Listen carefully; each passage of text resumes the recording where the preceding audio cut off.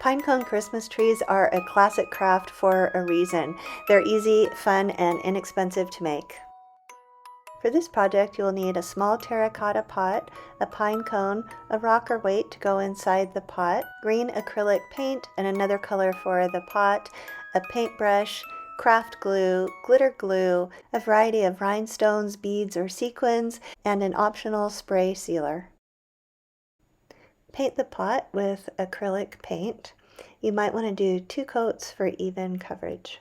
Don't forget to paint the top rim of the pot. It's not necessary to paint the inside. Now paint the pine cone with the green paint. It's not necessary to cover every spot. It's okay with some brown still showing through. Let the pot and the pine cone dry. Put some weight in the pot if you would like to. I just use a couple rocks. Fit the pine cone on top. You may have to break off a few of the lower scales to make it fit. Put glue around the edge of the pot everywhere where the pine cone is making contact.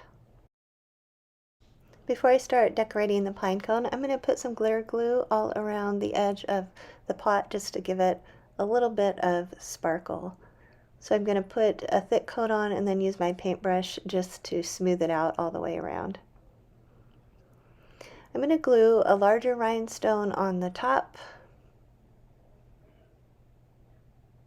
I'm using a heavy white craft glue to make sure things stay in place. Then I'm going to glue on a combination of beads and rhinestones just randomly around all over the pine cone.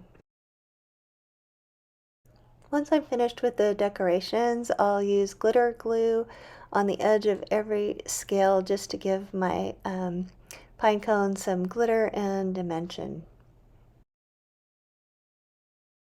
For a finishing touch, I'll use my glitter glue to stick on some small rhinestones all around the rim of the pot, but you can decorate it however you would like or just leave it plain.